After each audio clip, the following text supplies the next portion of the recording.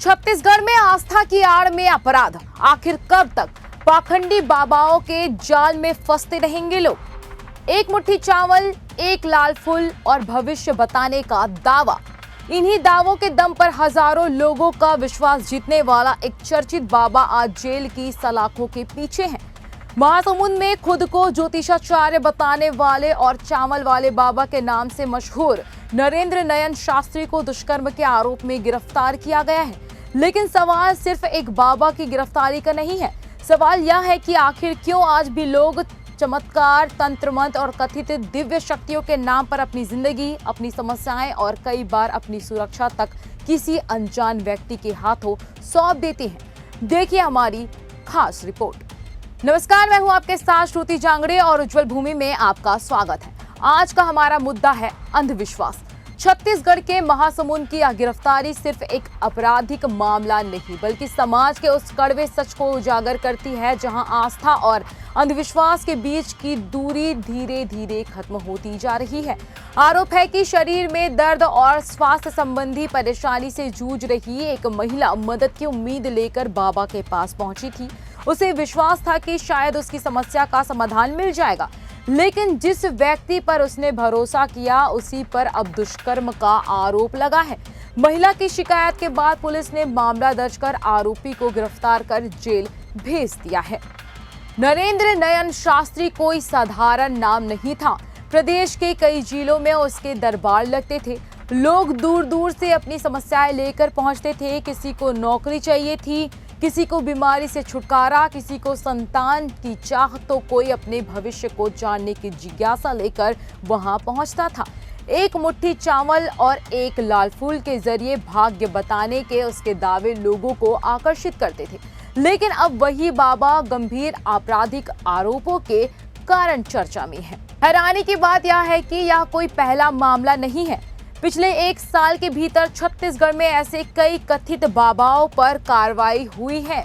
जांजगीर चांपा में एक स्वयंभू बाबा पर महिला ने दुष्कर्म और ब्लैकमेलिंग का आरोप लगाया। आरोप था कि उसने चमत्कारिक इलाज का झांसा देकर महिला को अपने प्रभाव में लिया, फिर भरोसे का फायदा उठाकर उसका शोषण किया।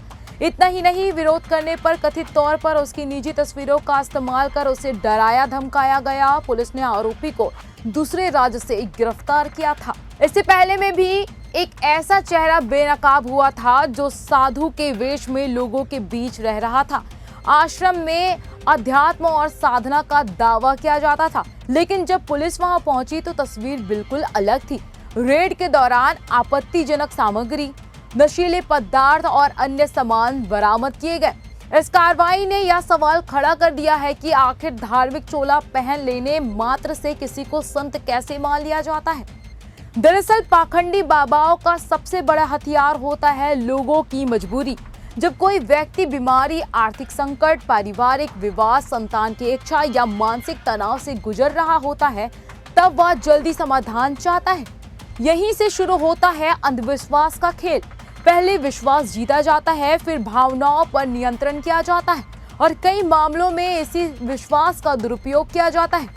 विशेषज्ञों का मानना है कि शिक्षा और जागरूकता की कमी के साथ साथ त्वरित समाधान की चाह लोगों को ऐसे जाल में फंसा देती है।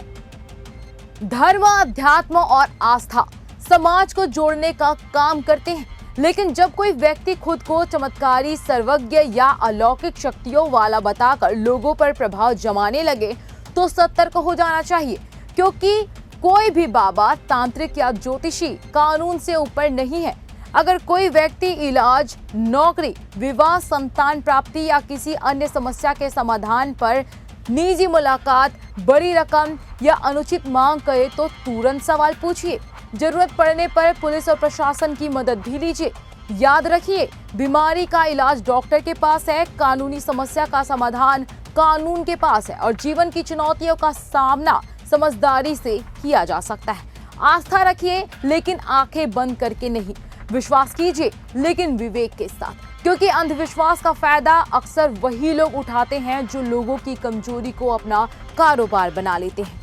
महासमुंद में हुई यह गिरफ्तारी सिर्फ एक खबर नहीं, बल्कि पूरे समाज के लिए एक चेतावनी है। चेतावनी इस बात की कि आस्था कभी अपराध की ढाल नहीं बन सकती और कानून के हाथ उन तक भी पहुंचते हैं जो खुद को लोगों की नजरों में भगवान से कम नहीं समझते। तो क्या आप भी कभी अंधविश्वास के चक्कर में पड़े हैं? हमें कमेंट करके जरूर बताएं और वीडियो अच्छी लगी हो तो लाइक, शेयर और सब्सक्राइब करना ना भूलें।